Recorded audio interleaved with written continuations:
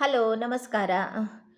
ಎಲ್ಲ disease start ಎಲ್ಲಿಂದ ಆಗ್ತಾವ ಅಂತ ಹೇಳಿ ಗೊತ್ತಾ? ಸೊ ನಮ್ಮ ಹೊಟ್ಟೆಯಿಂದಾನೇ ಎಲ್ಲ ಡಿಸೀಸ್ಗಳು ಉದ್ಭವ ಆಗೋದಕ್ಕೆ ಸ್ಟಾರ್ಟ್ ಆಗ್ತವೆ.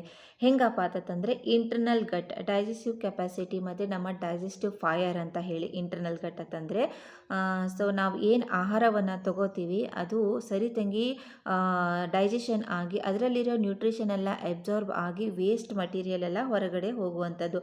ಸೊ ಇದಕ್ಕೇನಂತಾರೆ ಇಂಟರ್ನಲ್ ಗಟ್ ಅಂತ ಹೇಳಿ ಕರೀತಾರೆ, ಡೈಜೆಷನ್ ಕೆಪಾಸಿಟಿ ಅಂತ ಹೇಳಿ. ಸೊ ಎಲ್ಲರಲ್ಲಿಯೂ ಡೈಜೆಷನ್ ಕೆಪಾಸಿಟಿ ಸೇಮ್ ಆಗಿ ಇರೋದಿಲ್ಲ, ಎಲ್ಲರಲ್ಲಿಯೂ ಬೇರೆ ಬೇರೆ ಥರ ಇರುತ್ತೆ ಅವರವರ ಪ್ರಕೃತಿಗೆ ಅನುಸಾರವಾಗಿ. ಸೊ ಆಯುರ್ವೇದ ಪ್ರಕಾರ ಅಗ್ನಿ ಅಂತಂದರೆ ಡೈಜೆಸ್ಟಿವ್ ಕೆಪಾಸಿಟಿ 4 ಟೈಪ್ಸ್ ಇರ್ತವೆ. ಒಬ್ರದ್ದು ತೀಕ್ಷ್ಣಾಗ್ನಿ, ಮಂದಾಗ್ನಿ, ಸಮ ಅಗ್ನಿ ಮತ್ತು ವಿಷಮಾಗ್ನಿ ಅಂತ ಹೇಳಿ 4 ಟೈಪ್ಸ್ ಆಫು ಬರ್ತವೆ ಡೈಜೆಷನ್ನು. ಸೊ ತೀಕ್ಷ್ಣಾಗ್ನಿ ಅಂತಂದರೆ ಡೈಜೆಸ್ಟಿವ್ ಕೆಪಾಸಿಟಿ ಜಾಸ್ತಿ ಇರುವಂಥದ್ದು, ಮಂದಾಗ್ನಿ ಅಂತಂದರೆ ಕಡಿಮೆ ಇರುವಂಥದ್ದು, ವಿಷಮಾಗ್ನಿ ಅಂತಂದರೆ ಇರ್ರೆಗ್ಯುಲರ್ ಆಗಿ ಇರುವಂಥದ್ದು, ಇನ್ನು ಸಮ ಅಗ್ನಿ ಅಂತಂದರೆ ಈಕ್ವಿಲಿಬ್ರಿಯಮ್ ಬ್ಯಾಲೆನ್ಸ್ಡ್ ಆಗಿ ಇರುವಂಥದ್ದು. ಸೊ ಸಮ ಅಗ್ನಿ ಈಸ್ ದ ಬೆಸ್ಟ್ ಒನ್ ಅಂತ ಹೇಳಿ ಡೈಜೆಷನ್ ಕೆಪಾಸಿಟಿ.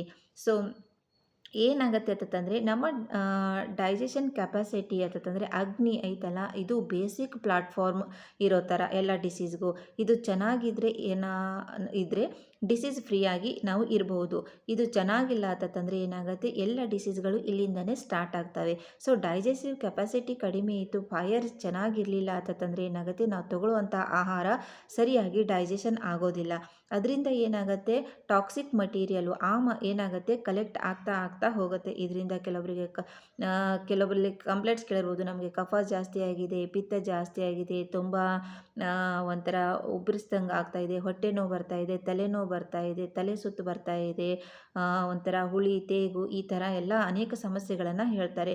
ಸೊ ಈ ಥರ ಆಗ್ತಾ ಇದ್ದಂಗೆ ನಾವು ಅದ್ರ ಬಗ್ಗೆ ಕೇರ್ ಮಾಡಲಾರ್ದೇ ಅದೇ ರೀತಿ ಅದನ್ನು ಮುಂದುವರ್ಸ್ಕೊಂಡು ಹೋಗಿ ಸರಿತಂಗಿ ಆಹಾರವನ್ನು ತಗೊಳ್ಳಾರ್ದೇ ಆಯಿಲಿ ಫುಡ್ ತಗೊಳ್ಳೋದು, ನಮ್ಮ ಡೈಜೆಷನ್ ಕೆಪಾಸಿಟಿಗೆ ಅನುಸಾರವಾಗಿ ತಗೊಳ್ಳಾರ್ದೇ ಬೇರೆ ಬೇರೆ ಆಹಾರಗಳನ್ನು ತಗೊಳ್ಳೋದ್ರಿಂದ ಈ ರೀತಿ ಏನಾಗುತ್ತೆ, ಟಾಕ್ಸಿಕ್ ಮಟೀರಿಯಲ್ಲು ಕಲೆಕ್ಟ್ ಆಗ್ತಾ ಆಗ್ತಾ ಹೋಗಿ ಚಾನಲ್ಸ್ ಎಲ್ಲ ಬ್ಲಾಕೇಜ್ ಆಗೋದಕ್ಕೆ ಸ್ಟಾರ್ಟ್ ಆಗುತ್ತೆ. ಇದರಿಂದ ನಾವು ಸಾಕಷ್ಟು ಡಿಸೀಸ್ಗಳಿಗೆ ಎಡೆ ಮಾಡಿ ಕೊಟ್ಟಂಗಾಗತ್ತೆ. ಸೊ ಅದಕ್ಕಾಗಿ ನಮ್ಮದು ಮೇನ್ ಅಂತಂದರೆ ಇಂಟರ್ನಲ್ ಗಟ್ಟನ್ನು ನಾವು ಚೆನ್ನಾಗಿ ಇಟ್ಕೋಬೇಕು. ಎಲ್ಲ ಅದಕ್ಕೂ ಕಾರಣ ಅಂತಂದರೆ ಅದಕ್ಕೆ ಹೇಳಿದೆ, ಇದು ಇಂಟರ್ನಲ್ ಗಟ್.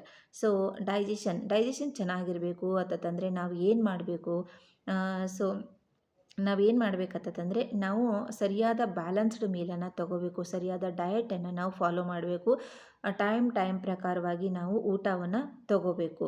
ಆಮೇಲೆ ಯಾವಾಗಲೂ ವಾರ್ಮ್ ಆಗಿರೋದು, ಪ್ಲೆಸೆಂಟ್ ಆಗಿರೋದು, ಚೆನ್ನಾಗಿ ಕುಕ್ಡ್ ಆಗಿರುವಂತಹ ಊಟವನ್ನು ನಾವು ತಗೋಬೇಕು. ಆಮೇಲೆ ಯಾರು ಸರಿತಂಗಿ ಈ ರೂಲ್ಸನ್ನು ಫಾಲೋ ಮಾಡೋದಿಲ್ಲ, ಏನಾಗುತ್ತೆ ಅವ್ರದ್ದು ಮೆಟಾಬಾಲಿಸಮು ಚೆನ್ನಾಗಿ ಇರೋದಕ್ಕೆ ಅನುಕೂಲ ಆಗೋದಿಲ್ಲ. ಯಾರ್ದು ಇಂಟರ್ನಲ್ ಗಟ್ ಚೆನ್ನಾಗಿರುತ್ತೆ ಅವ್ರದ್ದು ಹೋಲ್ ಬಾಡಿ ಮೆಟಾಬಾಲಿಸಮು ಚೆನ್ನಾಗಿರುತ್ತೆ. ಆಮೇಲೆ ಅವರು ಆರಾಮಾಗಿ ಅಂದರೆ ಡಿಸೀಸ್ ಫ್ರೀ ಆಗಿ ಇರೋದಕ್ಕೆ ಹೆಲ್ಪ್ಫುಲ್ ಆಗುತ್ತೆ, ಹ್ಯಾಪಿಯಾಗಿರೋದಕ್ಕೆ, ಕಾಮ್ ಆಗಿರೋದಕ್ಕೆ ತುಂಬಾ ಹೆಲ್ಪ್ಫುಲ್ ಆಗುತ್ತೆ. ಇನ್ನು ಯಾರು ಸರಿತಂಗಿ ಡೈಜೆಷನ್ ಅರಗಿಸ್ಕೊಳ್ಳೋ ಕೆಪಾಸಿಟಿ ಇರೋದಿಲ್ಲ, ಇಂಡೈಜೆಷನ್ ಆಗುತ್ತೆ, ಇಂಟರ್ನಲ್ ಗಟ್ ಚೆನ್ನಾಗಿರೋಂಗಿಲ್ಲ, ಅವ್ರದ್ದು ಹೋಲ್ ಬಾಡಿ ಮೆಟಾಬಾಲಿಸಮ್ ಏನಾಗುತ್ತೆ ಡಿಸ್ಟರ್ಬ್ಡ್ ಆಗುತ್ತೆ. ಅದರಿಂದ ಏನಾಗುತ್ತೆ, ತುಂಬ ಆವಾಗಲೇ ಹೇಳಿದ್ನಲ್ಲ ತಲೆನೋವು ಹಾಗೆ ಸ್ಟಾರ್ಟಾಗಿ ಹಾರ್ಟ್ವರೆಗೂ ಬಂದುಬಿಡತ್ತೆ. ಸೊ ಅದಕ್ಕಾಗಿ ನಮ್ಮದು ಮೇನ್ ಇಂಟರ್ನಲ್ ಗಟ್ ಚೆನ್ನಾಗಿರಬೇಕು. ಆವಾಗಲೇ ಹೇಳಿದಂಗೆ ಇಂಟರ್ನಲ್ ಗಟ್ ಚೆನ್ನಾಗಿರ್ಬೇಕಂತಂದರೆ ಪ್ಲೆಸೆಂಟ್ ಆಗಿರೋದು, ವಾರ್ಮ್ ಆಗಿರೋದು, ಚೆನ್ನಾಗಿರೋದು ಆ ಫುಡ್ಗಳನ್ನು ನಾವು ತಗೋಬೇಕು. ನಾವು ವಾಸಿಸೋ ಜಾಗನ ಕೂಡ ಅಷ್ಟೇ ಮುಖ್ಯ ಆಗುತ್ತೆ. ನಾವು ಅಲ್ಲಿಯ ಪ್ರಕೃತಿಗೆ ಅನುಸಾರವಾಗಿ ನಾವು ಆಹಾರವನ್ನು ಸೇವನೆ ಮಾಡಬೇಕು. ಸೀಸ್ನೇಬಲಿ ಫ್ರೂಟ್ಸ್ಗಳನ್ನು, ವೆಜಿಟೇಬಲ್ಸ್ಗಳನ್ನು ತಗೋಬೇಕು. ಆಮೇಲೆ ನಮ್ಮ ಪ್ರಕೃತಿಗೆ ಅನುಸಾರವಾಗಿ ಅಂದರೆ ಯೂಶ್ವಲಿ ಆಯುರ್ವೇದದಲ್ಲಿ ವಾತ ಪಿತ್ತ ಕಫ ಮತ್ತು ವಾತ ಪಿತ್ತ ಪಿತ್ತ ಕಫ ವಾತ ಕಫ ಈ ಥರ ಪ್ರಕೃತಿಗಳೇ ಬರ್ತವೆ. ಅಂದರೆ ಅವರ ಡೈಜೆಸ್ಟಿವ್ ಕೆಪಾಸಿಟಿ ಮೇಲೆ, ಡೈಜೆಸ್ಟಿವ್ ಫೈರ್ ಮೇಲೆ ಡಿಪೆಂಡ್ ಆಗುತ್ತೆ. ಆ ಮನುಷ್ಯ ಎಷ್ಟು ಅರಗಿಸ್ಕೊಳ್ಳೋ ಬಲ್ಲ, ಅವನಿಗೆ ಕೆಪಾಸಿಟಿ ಎಷ್ಟಿದೆ, ಅವನು ಯಾವುದನ್ನು ಜೀರ್ಣಕ್ರಿಯೆ ಸರಿಯಾಗಿ ಮಾಡ್ಕೋಬಲ್ಲ, ಅವನು ಲೀನ್ ಇದ್ದಾನ ಅಥವಾ ಚೆನ್ನಾಗಿದ್ದಾನ, ಸೊ ಡಿಸೀಸ್ಡ್ ಮೊದಲೇ ಪರ್ಸನ್ ಅದಾನ ಅಥವಾ ಇಲ್ಲ, ಸೊ ಅವನು ವಾಸಿಸೋ ಜಾಗ ಎಂಥದ್ದು, ಅವನು ತಗೊಳ್ತಕ್ಕಂತಹ ಫುಡ್ ಹ್ಯಾಬಿಟ್ ಎಂಥದ್ದು, ಇದೆಲ್ಲನೂ ತುಂಬಾ ಕನ್ಸಿಡರ್ ಆಗುತ್ತೆ ಇಂಟರ್ನಲ್ ಗಟ್ಗೆ.